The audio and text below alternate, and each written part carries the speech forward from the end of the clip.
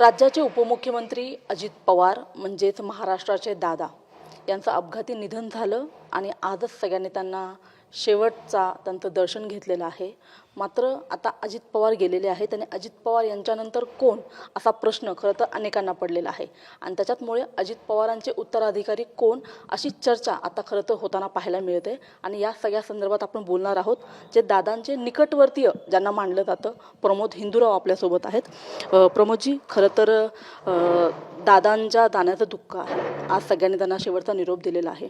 मात्र आता दादांच्या नंतर पक्ष म्हणून, कार्यकर्ता म्हणून, पदाधिकारी म्हणून कुणाकडे पाहायचं असा एक प्रश्न निश्चितपणे आपल्याला देखील पडला असणार आहे। दादांच्या नंतर उत्तराधिकारी कोण असेल असा प्रश्न आता अनेक जण विचारतायत। माझे आणि आपल्या सर्वांच्या महाराष्ट्राचे नेते आदरणीय अजितदादा पवार साहेब यांची दुःखद बातमी आम्ही सर्वांनी ऐकली आणि ती पाहतोय आपण। दादांच्या जाण्याने निश्चितच महाराष्ट्राची आणि देशाची हानी झालेली आहे। दादासारखं नेतृत्व गेल्या 40 वर्षात जे मी पाहतोय त्या नेतृत्वाचा कस जी लोकांच्या परत जाते, लोकांच्याबद्दल जी त्यांची आस्था, आपुलकी, श्रद्धा आणि जिव्हाळा आहे। आणि अजितदादा हा तळागाळातल्या माणसाला साथ देणारा नेता होता। त्यांच्या जाण्याने निश्चितच महाराष्ट्राची जशी हानी झाली तशी राष्ट्रवादी काँग्रेस पक्षाची प्रचंड हानी झाली।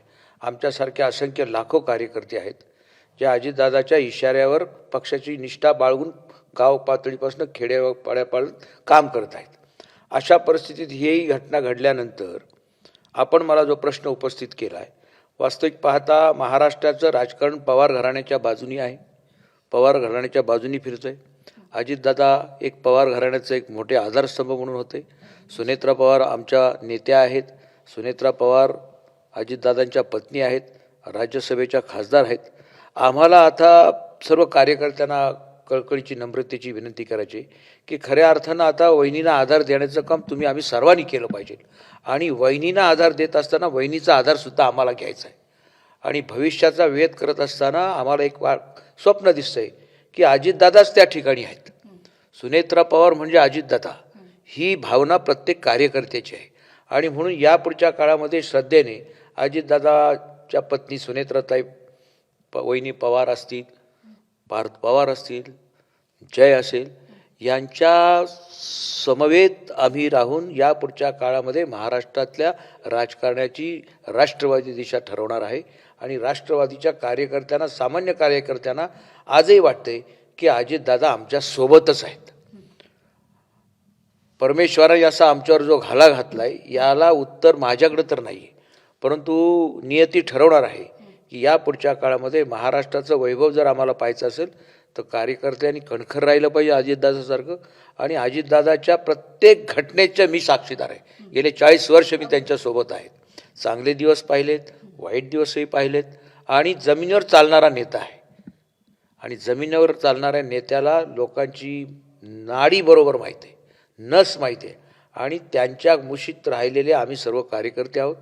सुनेत्रा पवारांनी त्यांना आयुष्याची तिची पूर्ण वर्ष दादांसाठी खर्च केलेले आहेत आणि त्यांना धीर देण्याचं काम तमाम महाराष्ट्रातला राष्ट्रवादी काँग्रेसचा कार्यकर्ता करत असताना त्यांच्या आधाराची सुद्धा आम्हाला गरज आहे आणि तोच आमचा आधार दिशेचा ठरू शकेल। तुम्ही जेव्हा बोलताय तेव्हा एक गोष्ट प्रकाशनाने जाणवते, खरं तर राजकारण जगलेला माणूस म्हणून आपण अजितदादांकडे बघतो।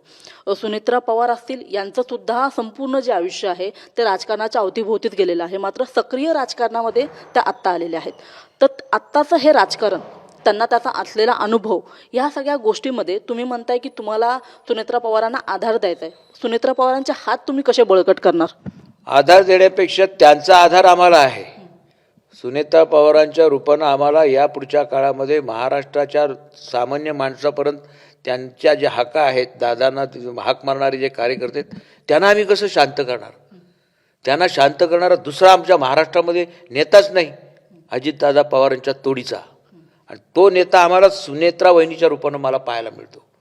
व्यक्तिगत कोणाचं काय असेल मला त्याची काही कर्तव्य नाही, परंतु खऱ्या अर्थानं पार्टीपेक्षा सामान्य माणसाला जगण्याची उमेद देणारं नेतृत्व अजितदादाचं होतं आणि त्यांच्या त्या धर्मपत्नी आहेत. म्हणजे अजितदादांची छबी जी आहे तुम्ही सुनेत्रा वहिनीमध्ये पाहत आहात, मात्र आत्ता सध्याचं जे राजकारण घडत आहे, सुनेत्रा पवार खासदार आहेत, जर पक्षाचं नेतृत्व त्यांच्या हातात द्यायचं असेल, पक्षाचं राष्ट्रीय अध्यक्ष जर त्यांना करायचं असेल, तर मग कायदेशीर ज्या गोष्टी आहेत त्या कशा घडतील?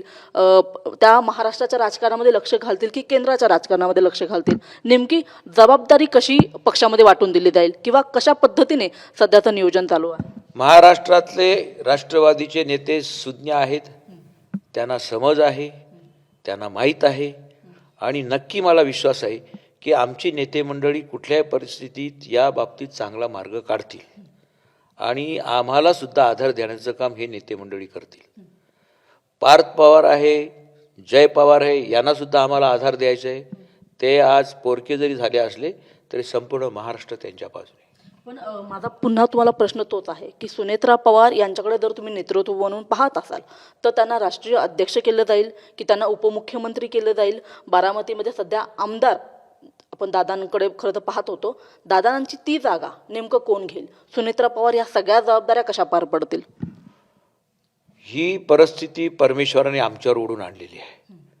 नियतीच त्याचा उत्तर देईल आणि नियतीच्या मनात काय आहे हे मी सांगायची गरज नाही. सामान्य कार्यकर्त्याची जी निष्ठा आहे, जी श्रद्धा आहे, ती पवार घराण्यावर आहे आणि पवार घराण्याचं नेतृत्व अजितदादाच्या रूपानं आम्ही पाहिलेलं आहे आणि त्यांच्या धर्मपत्नी आहेत. त्यांचा आधार या पुढच्या काळामध्ये आमच्या कार्यकर्त्यांच्या भविष्यांना दिशा देणारा ठरेल असं मला वाटतं.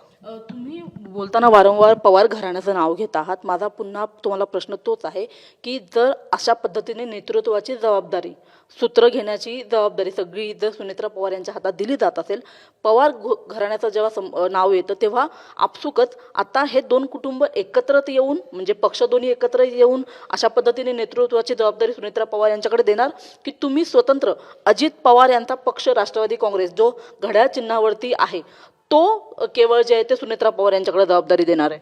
आम्ही महायुतीसोबत आहोत. आता घड्याळ एकत्र लढायचं ठरलं आणि त्याच्यामुळं मनातल्या शंका कुशंके ज्या होत्या त्या दूर झाल्या होत्या आणि अशा परिस्थितीमध्ये दादांना जे अपेक्षित होतं महाराष्ट्राचं चित्र, ते जर आम्हाला साकार करायचं असेल पुढच्या 25-40 वर्षाचा महाराष्ट्र, तर दादाच्या पाठीशी सामान्य कार्यकर्ते जे आता आहेत तेच उद्याच्या काळचं भावी नेतृत्व सुनेत्रा वहिनीच्या रूपानं पाहायला तयार होतील आणि मला वाटतं या विषयावर आत्ताच काही एवढ्या घाईगडबडीत निर्णय घेण्याची गरज नाही. आमचे नेते सक्षम आहेत. आदरणीय भुजबळ साहेब आहेत, आदरणीय प्रफुल्ल पटेल साहेब आहेत, आदरणीय सुनील तटकरे साहेब आहेत. ही मोठी मातब्बर मंडळी आहेत. हसन मुश्रीफ साहेब आहेत. या मंडळीच्या माध्यमातून ह्या चर्चेचा गुंता सुटेल. गुंता नाहीच आहे मुळात, परंतु हा कुठल्याही परिस्थितीमध्ये या गोष्टीला थोडासा वेळ लागेल कदाचित, परंतु ही काय मोठी महत्त्वाची घटना नाही आहे कोणी अध्यक्ष व्हावं का न व्हावं. आमचा विचार फक्त अजितदादाचा आहे. अजितदादाचा विचार आचार आणि अजितदादाचं वागणं बोलणं पोटात एक अशी कधीच अजितदादांनी 40 वर्षात केलं नाही.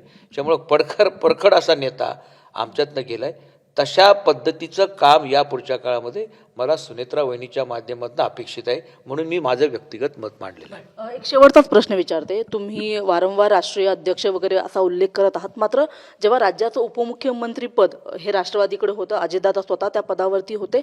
आता जर हे पद इतर कोणत्या पक्षातील नेत्याला द्यायचं म्हटलं तर कोणता नेता त्यासाठी निवडला जाईल किंवा त्याची प्रक्रिया कशी असणार आहे पक्षामध्ये? राज्याचे मुख्यमंत्री आदरणीय देवेंद्र फडणवीस साहेब आहेत. राज्याचे उपमुख्यमंत्री आताचे एकनाथ शिंदे साहेब आहेत. त्यांनी त्यांच्या प्रतिक्रिया सोशल मीडियाच्या माध्यमातून दिलेल्या आहे आणि मी तुम्हाला विश्वासानं सांगतो, देवेंद्र फडणवीस साहेब आणि अजितदादा पवार साहेबांचं हे अतूट असं मैत्रीचं नातं होतं आणि त्या मैत्रीच्या नात्याला अशी कुठलीच बाधा येणार नाही. तो काय विषय आमच्या दृष्टीने मोठा आहे अशातला वाटत नाही. ते काय नेतृत्व याला दिलं जाईल का त्याला दिलं हा आक्षेप कोणाचा राहणार नाही. जे जे पक्षात होईल ते सर्व संमतीनेच पक्ष करेल. पक्षाचे आमदार मंडळी आहेत ते सुद्धा सुज्ञ आहेत. एवढे मोठे 41 लोक आमची निवडून आलेत तर अजितदादाची धमक होती, हिंमत होती, कुवत होती, क्षमता होती, त्याच्यामुळेच आलेले आहेत आणि त्याच्यामुळे सक्षमपणे राष्ट्रवादी काँग्रेस पक्ष सावरला जाईल असा मला विश्वास आहे आणि सावरणारं नेतृत्व मला दिसतंय समोर आणि ते सुनेत्रा वहिनीच्या रूपानं आहे. मला माहीत आहे की खूप वेदना आहेत, ह्या तुम्हाला आम्हाला सगळ्यांना वेदना आहेत, त्याच्या 1000 पटीने वहिनीला वेदना होत असतील, परंतु ती काळाची गरज आहे आणि त्याच्यामुळं या बाबतीत साकल्याने निर्णय पक्षश्रेष्ठी घेतील. तुम्ही याबद्दल बोलतच आहात, पण या सगळ्या संदर्भामध्ये सुनेत्रा पवार यांच्यासोबत काही संपर्क झालेला आहेत, काही बातचीत झालेली आहे किंवा त्यांना या संदर्भातली काही कल्पना पक्षाच्या वतीने नेत्यांच्या वतीने देण्यात आलेली आहे? कोणाचीच हिंमत होणार नाही आज त्यांच्याशी या पद्धतीने चर्चा करण्याची आणि हे संयुक्तिक राहणार नाही. आत्ताच्या घडीला ते बोलणं त्याच्यावर थोडा वेळ घ्यावा लागेल आणि आता सावरण्याचं काम कार्यकर्त्याला आणि वहिनीला सगळ्यांचं एकमेकाचं आहे आणि एकमेकाला सावरल्याशिवाय पुढच्या गोष्टी होणार नाहीत आणि त्या गोष्टीवर आता चर्चा करणं वायफळ होईल. वेळ आहे त्या गोष्टीला. ज्यावेळी वेळ येईल त्यावेळी सुज्ञ आमचे राष्ट्रवादीचे नेते, सुज्ञ राष्ट्रवादीचे कार्यकर्ते निर्णय घेतील. तर महायुतीमध्ये असलेला राष्ट्रवादी काँग्रेस पक्ष हा लवकरच सावरेल, मात्र तो सावरत असताना कार्यकर्त्यांनी सुनेत्रा पवार यांना सावरायचं आहे, सुनेत्रा पवार यांनी कार्यकर्त्यांना सोबत पक्षाला सावरायचं आहे आणि हे सगळं घडत असताना आम्ही अजित पवारांची छबी सुनेत्रा पवार यांच्यामध्ये पाहतो आणि त्याच्यामुळे येत्या काळामध्ये राष्ट्रवादीचं नेतृत्व जे आहे ते सुनेत्रा पवार यांच्याकडे असावं अशा पद्धतीची भावना, अपेक्षा खरं तर आता कार्यकर्ते बोलून दाखवताना आपल्याला पाहायला मिळत आहेत. कॅमेरामन विक्रम सावंतसह मी रुपाली बडवे, साम टीव्ही, बारामती.